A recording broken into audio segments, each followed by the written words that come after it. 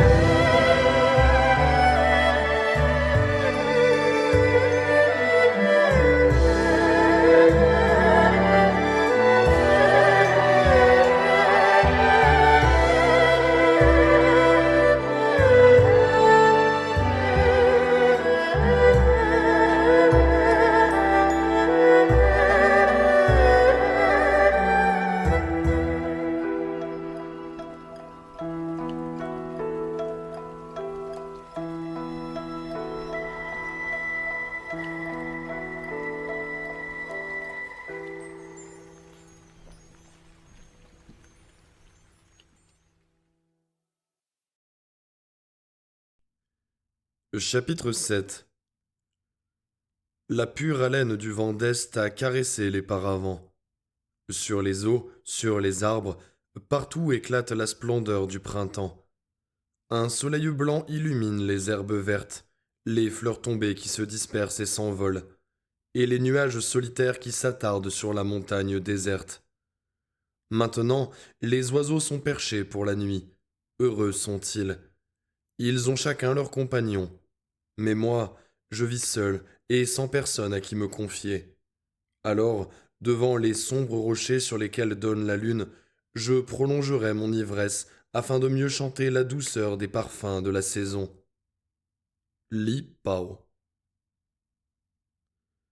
Par un glorieux matin de ce printemps finissant, Le palais célébrait la fête du troisième jour de la troisième lune. L'impératrice, dans ses gracieuses robes blanches, avec des fleurs dans la coiffure et la ceinture, attendait, debout sur la terrasse, que le Fils du ciel vînt dans son char pour la mener au jardin du ruisseau des mélodies. Le cacatoès rouge et bleu, sur son perchoir près des degrés de marbre, lui faisait mille grâces, baissant à plusieurs reprises la tête et roucoulant comme une colombe amoureuse. La beauté, souriant à l'oiseau, répétait doucement des invocations bouddhiques. Nanwo, amitrofo. Et le cacatoès, de sa voix hésitante et rauque, essayait de reproduire les doux accents de sa maîtresse. Une jeune suivante sort de la maison en disant Ô précieuse impératrice, vos sœurs, les princesses de Tsrin, de Kuo et de Ran, sont dans leur char devant le palais et demandent si elles doivent partir. Dis-leur de ne pas m'attendre, éternel renouveau. Nous les rejoindrons. À ce moment, un char tendu de brocart d'or arrive, entouré des guerriers d'escorte aux cuirasses de soie lamées d'or et d'argent, le carquois derrière l'épaule avec la lourde épée au côté. Quatre hommes munis d'un fouet à courtes manches d'or, à longue et lourde lanière de cuir, précèdent le cortège, afin d'écarter la foule en dehors des portes du palais. Le char s'arrête, le rideau se soulève, et le Fils du ciel penche alors de l'ouverture son visage souriant. Cao Litche avait déjà disposé un escabeau, aidant l'impératrice à monter et à s'asseoir, jambes croisées sur les coussins. Le signal est donné. Le cortège traverse rapidement les jardins. Le portique principal du palais s'ouvrait au sud, près de la ville, et déjà, sur les murailles grises de la capitale, entre les créneaux, d'innombrables promeneurs étaient groupés, emplissant le ciel de leurs acclamations. La poussière s'élevait sous les pas des chevaux, et l'on aurait dit que chars et cavaliers passaient comme sur des nuages. Aux portes du jardin, le cortège se disperse. Les courtisans, abandonnant rennes et fouets aux écuyers de la suite, errent sans ordre dans les allées bordées d'arbres en fleurs. Le souffle troublant du printemps les grise. Ils goûtent avec délice les arômes des floraisons nouvelles, et la première fraîcheur des saules comme enveloppée d'une vapeur d'or vert. Li Pao, le visage enflammé de vin, tient mille propos joyeux, et son ami, le censeur tout faux, lui donne la réplique sans faiblir. Au milieu de l'immense parc, le ruisseau des mélodies serpentait, clair entre des bancs de sable blanc.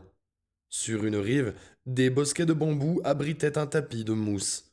De l'autre côté, des bruyères violettes couvraient le sol sous des sapins bleutés.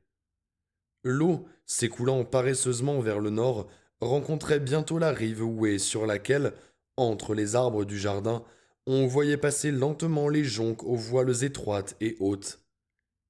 En un point, le ruisseau avait été détourné pour alimenter un long étang planté de nélumbos, de lotus et de nénuphars.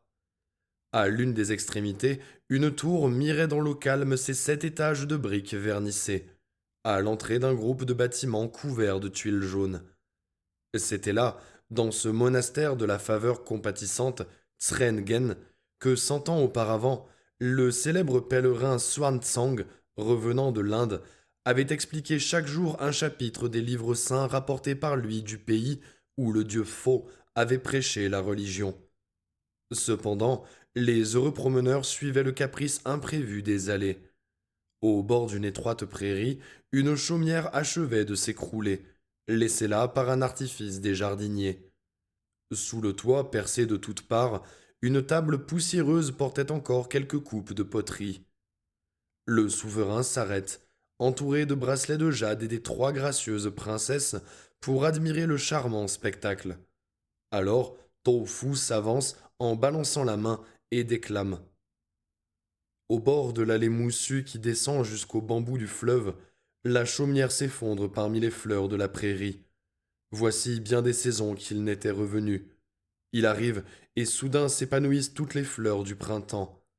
Appuyé sur une tige brisée, il contemple les roches solitaires, et la coupe renversée où ne reste qu'un peu de sable. Des mouettes lointaines voguent sur l'eau transparente. Les hirondelles légères volent obliquement sur la poussée du vent. Les chemins de ce monde ne sont pas sans obstacles. Notre existence aussi aura son terme. C'est pourquoi, dès que notre corps s'éveille, grisons-le de liqueur, afin qu'il fasse sa demeure éternelle de l'enthousiasme le plus élevé. Le Fils du ciel, ayant exprimé son approbation, tous les courtisans s'exclament. Délicieux, délicieux, admirable. Il arrive, et soudain s'épanouissent toutes les fleurs du printemps. Oh, quel habile compliment. L'hirondelle légère, c'est l'incomparable Feyen, l'hirondelle qui vole, la divine impératrice d'autrefois qui s'incline sous la brise de l'amour impérial. Oh, quelle délicate allusion. Les promeneurs enthousiasmés avancent, suivant la rive du lac, jouissant de la brise attiédie, du miroitement sur les eaux azurées, de la grâce des saules inclinés vers le miroir qui les renverse. Ils arrivent ainsi à l'entrée du monastère, et franchissant le seuil désert, se dirigent vers la cour occidentale d'où s'élève le faux trou, à la septuple toiture. Pénétrant dans la tour, ils montent le sombre escalier, éblouis à chaque étage par le paysage inondé de lumière qui se déroule sous les balcons en saillie.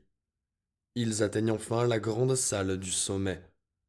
Un festin se trouve déjà préparé sur les tables laquées, et l'orchestre des musiciens chatoie dans la fraîcheur et la vivacité de ses parures. De larges baies s'ouvrent tout autour sur la vision sans limite. À l'ouest et au sud, les hauts sommets de Chrannan, encore couverts de forêts séculaires. À l'est, la capitale, la cité des génies, avec ses tours et ses toitures brillantes, les palais au bord de l'eau, la rivière Oué avec ses grandes jonques, puis, dans le lointain, les pics du roi Chan. Au nord, ondule l'étendue sans fin de la plaine dorée. Chacun prend place et le festin commence, mets et liqueurs circulant librement. Le souverain, souriant tout à coup, s'écrie. Ô vous, mes poètes, votre âme, tout occupée des plaisirs de la chair, a sans doute oublié la splendeur du spectacle qui nous entoure. Je veux vous faire honte, et c'est moi qui, aujourd'hui, élèverai le premier la cadence des vers en offrande aux esprits.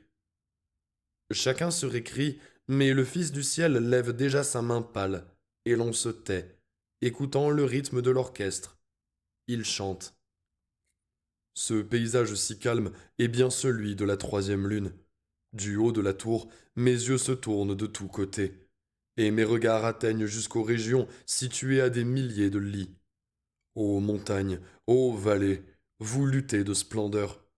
Du roi Chan, on voit les pics redoubler, tandis que le Chronnan se divise en sommets qui s'étagent. Les ruelles des faubourgs semblent une soie rayée. Que d'inégalités, que de formes étranges.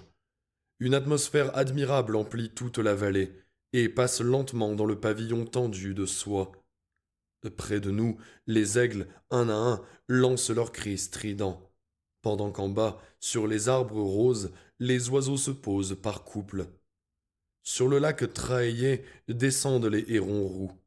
Dans l'eau du Krunming brillent les buffles que l'eau y a entraînés. Le peuple de Ran doit, sans nul doute, couler des jours prospères. Voyez la foule quittant boutique et maison pour goûter la joie du printemps. Les sources qui s'écoulent scintillent dans la claire lumière. Le palais des cinq chênes brille à côté de celui de Weiyang. Autour des chaumières, les sentiers tournent et se croisent comme la trame et la chaîne d'un tissu. Les pavillons légers et les terrasses contournées s'élèvent de toutes parts. Mais quand je me rappelle combien l'action fatigue et combien le repos délasse, je ne puis trouver de mots pour exprimer ma compassion. En voyant, à côté des palais aux colonnes puissantes, la pauvreté extrême des chaumières de mon peuple. Bientôt, je vois, sombre dans la lumière, les corbeaux s'envoler vers les montagnes profondes, pendant que, dans le soir qui monte, les oiseaux gazouillent en s'enfonçant au cœur de la haute futaie. Ô couchant léger, je me grise de tant de beauté. Et je songe que les habitants de l'Empire du Milieu possèdent là un bonheur que des centaines de pièces d'or ne sauraient payer. Les acclamations des auditeurs se prolongent au point d'épouvanter les oiseaux. Chacun veut exprimer son admiration pour l'élévation des pensées et le charme du style. Après un tel chef-d'œuvre, dit-on, nul n'aura l'audace de prendre la parole. Mais l'un des ministres, Chren Tsran, avait su que le banquet devait avoir lieu sur la tour. Il avait donc préparé longuement un poème qui devait soi-disant être improvisé. Il voit l'occasion pour lui de briller, et comme tous les poètes se refusent à concourir, il dit d'un ton modeste. Je comprends que nos amis craignent la comparaison avec une telle perfection, mais pour moi, je suis sans illusion sur mes œuvres, et je n'ai pas la crainte de ternir l'impression sublime que nous venons de recevoir. Pour obéir à l'ordre suprême, je vais donner libre cours à mon humble inspiration, et je vous permets de rire ouvertement de mes fautes. Il récite alors sur le rythme donné. Ô tour altière, tu sembles jaillir des flots mouvants, et comme un pic solitaire, tu t'élèves jusqu'à la voûte du ciel. Approcher du sommet, c'est sortir du siècle, car la terrasse en saillie surplombe le vide infini. Dans sa hauteur abrupte, elle domine le pays des génies. Sa splendeur n'est-elle pas d'ailleurs l'œuvre d'une âme glorieuse? De ses quatre angles, elle arrête le blanc soleil, et son septième étage caresse l'azur sans limite. En regardant en bas, on se montre les oiseaux qui volent très haut. On se penche pour écouter, et l'on est effrayé du vent qui siffle. Des montagnes nous entourent, et leurs ondulations sont pareilles à des vagues furieuses, qui se ruent vers l'est pour déferler au pied du trône, guidés par les sapins vert bleu qui bordent sur deux rangs les grandes routes. Ô palais et pavillons, comment a-t-on pu vous donner tant de grâce? Une atmosphère lascive, presque automnale, souffle de l'ouest. Elle envahit tout le pays à l'intérieur des passes, flottant au nord des 5 tombeaux par la vallée du fleuve. Sur tous les monuments de l'Antiquité qui bleuissent et s'estompent. Ô raison immaculée, tant de splendeurs me font rêver de t'atteindre. Doctrine victorieuse, vénérée dès l'aube des temps, je jure de dépouiller mes ornements de cour et de tout quitter, ô voix de connaissance, pour accueillir tes richesses illimitées. Les courtisans retiennent leur souffle, car le Fils du ciel soupire. Tout quitter, quel rêve! S'élever au-dessus du siècle en dehors du monde et planer ainsi dans l'azur. La plus jeune sœur de l'impératrice, la princesse de Kuo, regardait de son visage mutin la mine sérieuse de son entourage. Elle fait une moue en disant Tout quitter? Même nous? Le souverain ne peut s'empêcher de sourire. Son regard de dragon reste quelque temps fixé sur les yeux spirituels de la jeune fille. Bracelet de jade remarque l'expression de ce regard. Une ombre passe sur son clair visage. Pendant la fin du repas, le Fils du ciel s'amuse des vives réparties de la jeune fille à demi grisée de liqueur. Mais elle, perdant un peu la raison sous le poids d'une telle faveur, ne remarque pas que l'expression de fureur grandissante qui voile la beauté de sa sœur, maintenant, la tient silencieuse. Quand le rose et l'oranger du ciel annoncent la venue du soir, la cour descend de la haute fautrou sur le ruisseau des mélodies, devant le portail du monastère. Des longues et fines barques de lac vermillon à grandes palmes d'or sont attachées au rivage, attendant les promeneurs. Le souverain prend avec lui sa nouvelle favorite, négligeant de faire signe à l'impératrice. Celle-ci, droite et pâle, les regarde sans bouger, et nul n'ose parler. Dans le demi-silence, les embarcations légères s'éloignent. Resté seul sur la rive avec sa suite, Bracelet de Jade, enfin, jette un ordre bref et part, marchant rapidement vers l'entrée des jardins. Sur les barques, les promeneurs, comme délivrés d'une contrainte, causent et rient gaiement. Mais la beauté du soir leur impose bientôt le silence et fait rêver les cœurs. Le crépuscule d'or a conquis le ciel. Les nuages violets se teintent de lueurs d'incendie. Sur l'eau, qui semble une masse de métal en fusion, les taches d'argent des nénuphars, avec leurs feuilles en parasol, s'agitent lentement au passage des rameurs, et les ombres luisantes et moirées vont mourir à petit bruit contre les rives moussues. L'orchestre prélude en large harmonie simple. Puis, dans le grand silence du soir apaisé, la voix grave et modulée de Tao-Fu s'élève. Comme il est doux, quand vient le soir, de s'en aller au fil de l'eau. Le vent léger fait naître des vagues lentes. Au loin, dans les bambous, Des fumées montent sur les toits de ceux qui ne voyagent pas, et les nénuphars, près de nous, sont plus purs en cette heure où la fraîcheur renaît. Les jeunes seigneurs traînent leurs doigts dans l'eau glaciale. Les beautés tirent les longues tiges des nélumbos aux blancheurs de neige. Mais les nuées massives s'assemblent noires sur nos têtes. La pluie serait-elle jalouse ou bien lassée de nos poèmes? Des murmures d'appréciation se font entendre sur toutes les barques. Ils durent longtemps. Le souverain dit enfin: Et notre immortel exil sur la terre ne nous ferait-il pas connaître des sentiments intimes? Li Pao, un peu jaloux du succès de son ami Tofu, est encore troublé par l'abandon où la seconde impératrice avait été laissée. Sans attendre, il indique une mélodie âpre et triste à l'orchestre, et chante. Dans la ville, où la poussière tourbillonne en nuages roux, passent les corbeaux noirs rejoignant leurs abris. Ils volent en criant Ya, Ya et gémissent encore sur les branches. Une beauté de la vallée de Tsrin tisse un brocart sur son métier. La gaze de ses fenêtres, fumée vert pâle, la sépare seule des voix rauques. Elle arrête sa navette et, tristement, songe à l'absent. Solitaire le soir dans sa maison vide, ses larmes roulent comme les diamants de la pluie. Les courtisans, effrayés de ce blâme audacieux, n'osent parler. Mais le souverain, souriant, dit avec approbation: Il a su rendre notre mélancolie. La nuit est déjà close, et les larmes de la pluie roulent sur nos manteaux. Je suis triste, comme si je n'étais pas au milieu de vous tous. Les corbeaux se hâtent, imitons-les, et gagnons le palais d'où l'on contemple le printemps, afin que l'éclat des lumières et les accents joyeux des chanteurs dissipent notre angoisse et notre mélancolie.